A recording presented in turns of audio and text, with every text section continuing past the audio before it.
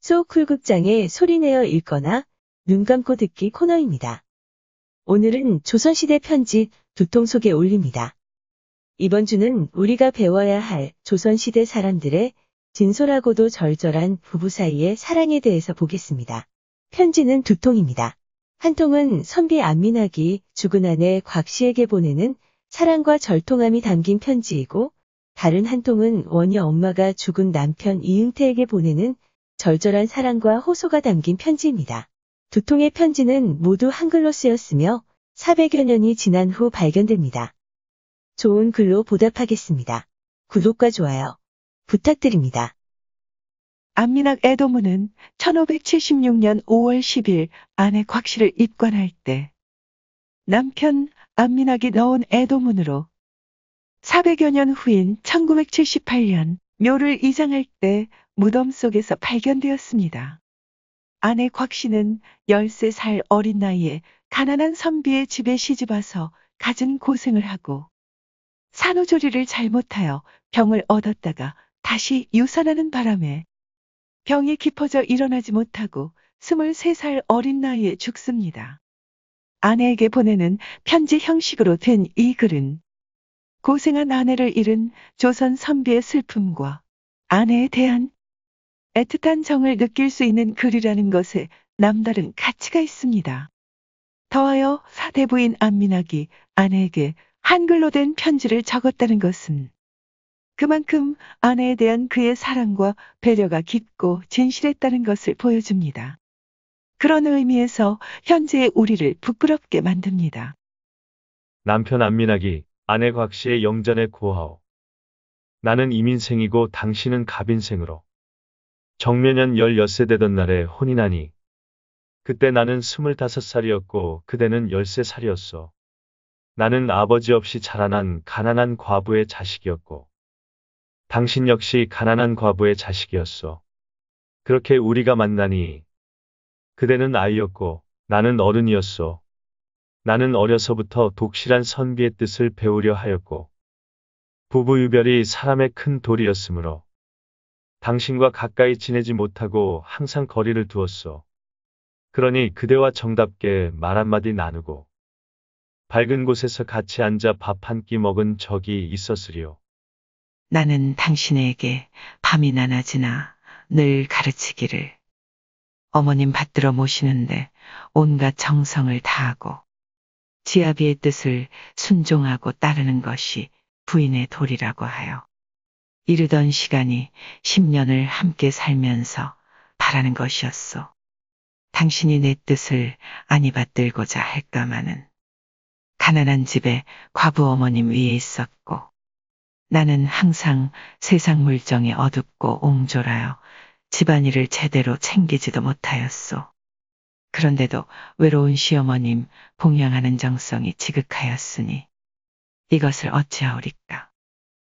당신 이불의 복은 짓지 아니하고 행여실을 뽑아도 내 옷만 지어주었소. 당신은 겨울이라도 아무런 저고리 하나만 입고 영호장호 탐벌하고 누빈 덮치마 하나만 입고 바지도 입지 못한 채 찬구들 불편한 잠자리에서 견디니 고생이 이보다 더할 수 있었겠소? 당신이 점점 자라 키가 커가는 것을 보고 내가 늘 웃으며 말하기를 내가 당신을 길러내었으니 나를 더욱 공경해야 할 것이요. 고 말했었는데 그대가 넋이 되어 갔다 하여 내가 어찌 이 일을 잊으리요. 내 벗도 있어서 서울에 있으니 내가 어머니를 번거롭게 하여 헛된 이름을 얻어 2번씩이나 참봉 벼슬을 하니 내가 내 몸을 돌아보니 너무도 부끄러워. 다니고자 하는 뜻이 아닌 것을 당신이 잘 알기 때문에 그것으로 기뻐하는 뜻이 없었어. 내가 항상 당신에게 말하기를 어머님이 하도 내가 그리하기를 바라시니 마지 못하여 벼슬을 하였지만 나중에 파주나 아무데나 살 수 있는 데 가서 새둥지 같은 집을 짓고 대나무를 이을 망정 봉천을 씨름하고 수석간에 가서 살다가 죽자 하니 그대가 그 말을 좋게 여겨 들으니 내가 매번 그랬지. 무력이 적기로 당신 같은 사람이 없도다. 그리하여 매번 살 땅을 얻지 못하여 한탄하더니 어찌하여 내 몸에 재앙이 쌓였거늘 병든 나는 살고 병 없는 당신은 백년해로 할 언약을 저버리고 홀연히 하루아침에 어디로 가셨는가요? 이를 말로 이르려 하니 천지가 가없고 우주가 텅 빈 듯하오. 차라리 죽어서 당신과 넋이나 함께 다녀 이 언약을 이루고 싶소. 홀어머니 걱정되어 슬피 우는 것도 마음대로 못하니 내 서러운 뜻 어찌 이르리오. 당신 5, 6년 전부터는 늘 심열이 있어. 밤이면 자다가도 냉수를 달라 하고 혓바늘이 돋곤 했소. 당신의 명이 박하여 모자간의 이별도 만나고 내가 성질이 사나워 그것으로 당신 마음을 쓰게 한 일이 많았소. 또 당신의 성정을 너무 몰라 조그마한 일이라도 나무라니. 그리하여 당신이 병이 많이 들었을 것이요. 겨울이면 의복도 그리 너절하고 아들을 9월에 낳은 후부터는 조리도 잘못하여 나중에 을축년 6월부터는 셋째 애까지 들어서서 다시 기운이 편치 아니하니 누웠다 일어났다 하고 음식도 제대로 먹지 못했소.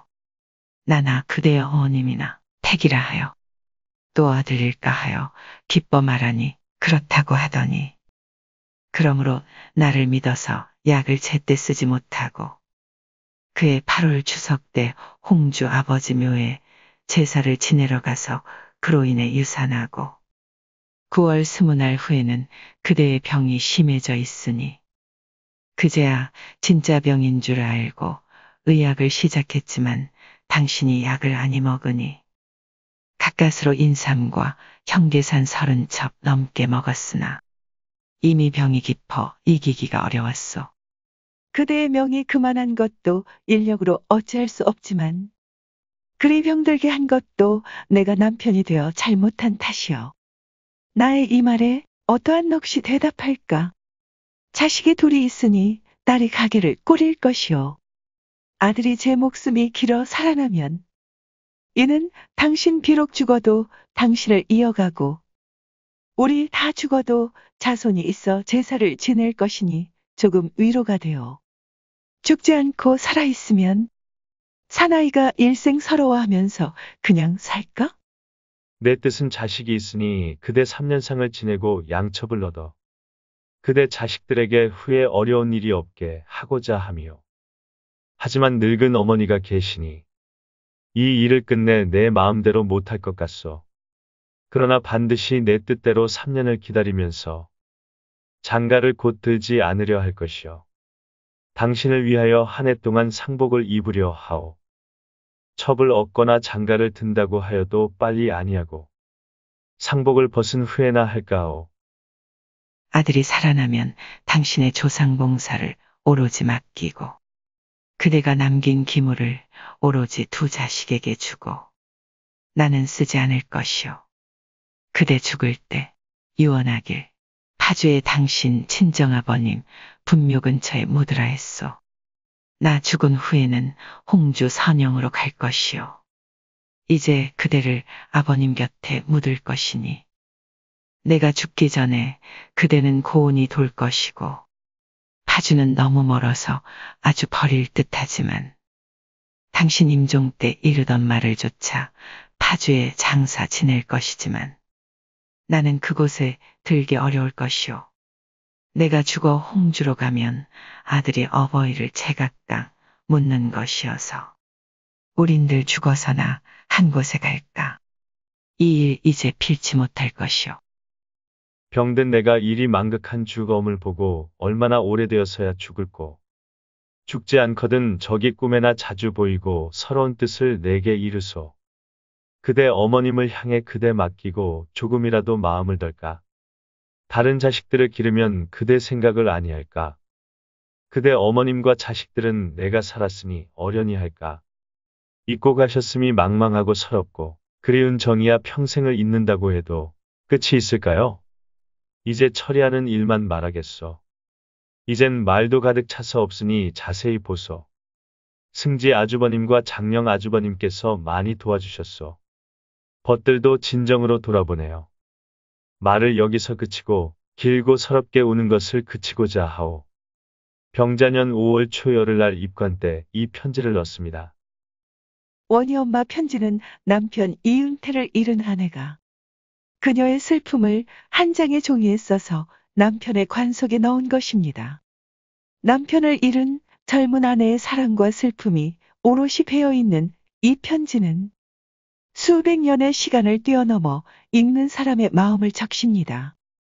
편지를 쓴 때는 1586년 6월 1일, 편지가 발견된 때는 400여 년 후인 1998년 4월 24일 경상북도 안동시 정상동입니다. 원희 아버지에게 당신 언제나 나에게 말하기를 둘이 머리가 새도록 같이 살다가 함께 죽자고 하셨죠. 그런데 어찌 나를 두고 당신 먼저 가십니까? 나와 자식들 누구에게 의지하여 어떻게 살라고 다 던져버리고 당신 먼저 가십니까? 당신이 나를 향해 어떤 마음을 가졌으며 나는 당신을 향해 어떤 마음을 가졌습니까? 함께 누우면 언제나 당신에게 여보, 다른 사람들도 우리처럼 서로 어여삐 여기고 사랑할까요? 남들도 정말 우리 같을까요? 라고 하며 속삭이곤 하였죠. 어찌 이런 일들은 생각하지도 않고 나를 버리고 먼저 가시는가요? 당신을 여의고는 아무리 해도 나는 살 수가 없어서 빨리 당신에게 가고자 하니 나를 데려가 주세요. 당신을 향한 마음을 이승에서 잊을 수가 없고 서러운 뜻 한이 없습니다. 이 내 마음을 어디에다 두고 자식들 데리고 당신을 그리워하며 살아갈 수 있을까 생각합니다. 편지 보시고 이내 내 꿈에 와서 자세히 읽어주세요. 꿈속에서 이 편지를 보신 당신의 말을 자세히 듣고자 이렇게 써서 관 속에 넣어드립니다. 자세히 보시고 나에게 읽어주세요. 당신 내가 베고 있는 자식 태어나면 보고 할 말이 있다 하시고는 이렇게 가버리시니 뱃속에 자식 낳으면 누구를 아버지라 부르게 하오리까. 아무리 한들 내 마음 같겠습니까? 이런 천지가 아득한 일이 하늘 아래 또 있을까요? 당신은 한갓 그리로 가 계실 뿐이거니 아무리 한들 내 마음같이 서러울까요? 한도 없고 끝도 없어 다 못 쓰고 대강만 적습니다. 이 편지 자세히 보시고 내 꿈에 와서 자세히 읽어주세요. 나는 꿈에서 당신을 보리라 믿고 있습니다. 꼭 보여주세요. 하고 싶은 말 끝이 없지만 이만 적습니다. 병술년 6월 초하룻날 집에서 아내가 용어 해설 해올립니다. 영호장옷은 조선시대 외출할 때 부녀자가 입는 장옷의 하나입니다. 눕덕치마는 누더기 치마입니다. 붕천은 하늘이 무너지는 것이고 심혈은 우라로 생기는 병이며 현계사는 간의 열을 다스리는 한약이라고 합니다.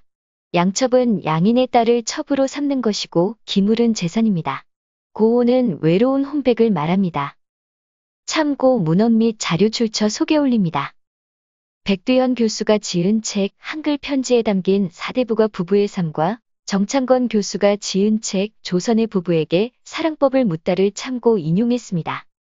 당진시청 홈페이지와 당진신문 기사, 안동시청과 안동대학교 박물관 홈페이지도 참고했습니다. 또 조선시대 화가 김홍도, 신윤복, 장승업의 그림도 참고했습니다. 수우쿨극장입니다.